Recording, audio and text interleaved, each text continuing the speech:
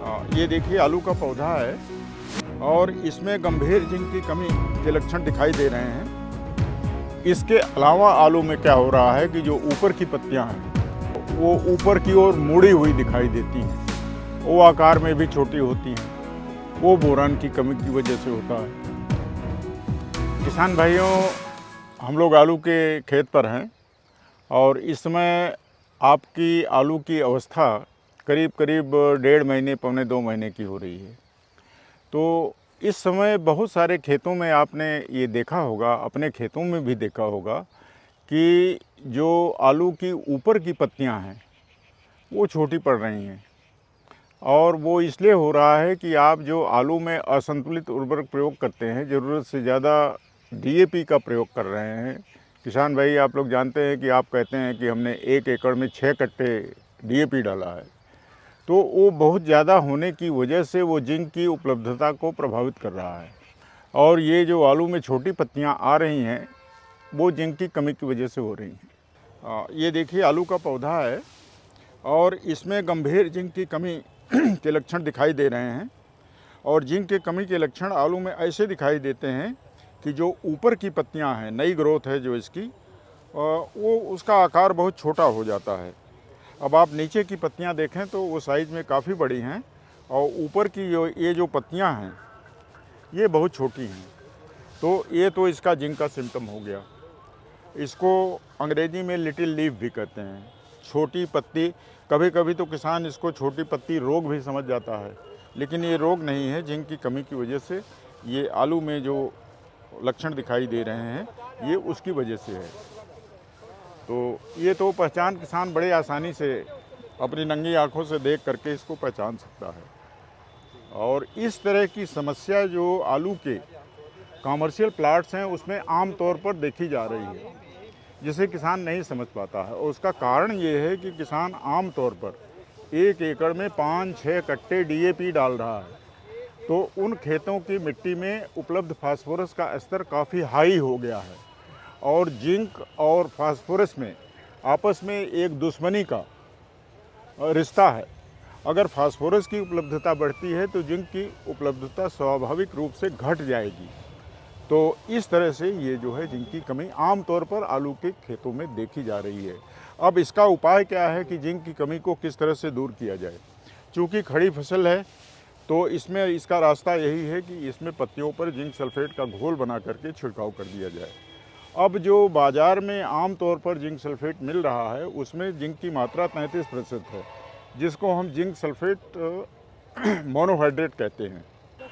अब इसके उपचार के लिए ये है कि 0.3% का जिंक सल्फेट का घोल बनाना चाहिए और एक टंकी में जो है 45 ग्राम, एक टंकी जो 15 लीटर की होती है उसमें 45 ग्राम जिंक सल्फेट घोल करके और इसका पूरे खेत में छिड़काव कर दिया जाए। और सुधार जैसे ही शुरू हो, लगे कि सुधार हो रहा है, तो दूसरा छिड़काव भी हफ्ते 10 दिन के बाद कर देना चाहिए। इस तरह से जिंक की कमी पूरी तरह से दूर हो जाएगी। आपने इस पौधे में कुछ और रोग और हाँ, देखिए ना, भी देखे हैं। अब इन पत्तियों को आप देखें, इसके नीचे ये कीड़े जो है, ये कीड़े लगे हुए हैं, बहुत छोटे छोटे हैं। और ये जो आप काला स्पॉट इस पर देख रहे हैं, काले धब्बे सा, वो धब्बा इसलिए है कि वहाँ का रस जो है उस कीड़े ने चूस लिया है। तो ये बेसिकली रस चूसक कीड़े हैं। जी जी जी। और अगर इसका उपचार नहीं किया गया, ये देखिए, तो चाहे जितना आप अन्य निवेशों को डाल लें, जिंक सल्फेट डाल लें, नए यूरिया डाल लें, उसका पूरा लाभ नहीं मिलेगा। ज़रूरी है कि पहले कीड़े मारिए और फिर जो है इसकी खुराक पूरी कीजिए। इसके अलावा आलू में क्या हो रहा है कि जो ऊपर की पत्तियां हैं, कभी कभी आप देखते होंगे तो वो ऊपर की ओर मुड़ी हुई दिखाई देती हैं, वो आकार में भी छोटी होती हैं। वो बोरान की कमी की वजह से होता है। अब बोरान की कमी को सुधारने के लिए आलू में आपको बोरेक्स का घोल बना करके पानी छिड़काव करना है। उसके लिए ये करना है कि 2 ग्राम प्रति लीटर, यानी एक टंकी में 30 ग्राम बोरेक्स, जिसमें 20% बोरान है, उसका घोल बना करके छिड़काव कर दीजिए। 1 एकड़ में 8 टंकी पानी लगता है। तो इस तरह से आप एक छिड़काव करने के बाद दूसरा छिड़काव भी उसको दोबारा कर दीजिए 1 हफ्ते 10 दिन के बाद, तो इस तरह से बोरान की कमी पूरी हो जाएगी। और जहाँ तक पोटास की कमी का सवाल है, तो पोटास भी अब किसान बहुत जागरूक हो गए हैं, तो वो पोटास का प्रयोग कर रहे हैं। फास्फोरस को बिल्कुल नहीं डालना है, यूरिया का भी प्रयोग ज़रूरत से ज़्यादा नहीं करना है।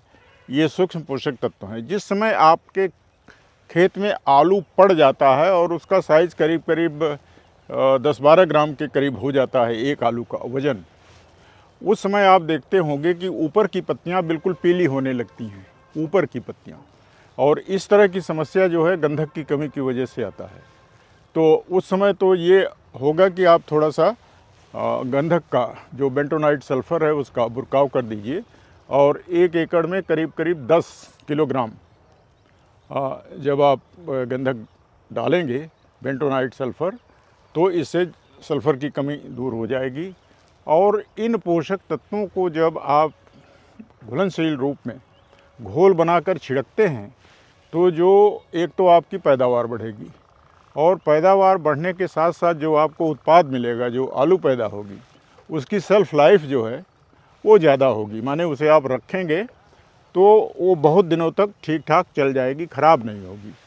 तो हमारा ये कहना है कि जो भी ये लक्षण सूक्ष्म पोषक तत्वों के बताए गए हैं, गंधक के बताए गए हैं, उनका जैसे ही आप लक्षण देखें तो उपचार कर लें, तो आपका उत्पादन बढ़ेगा और उत्पाद की गुणवत्ता बढ़ेगी और आपका आर्थिक लाभ बढ़ेगा।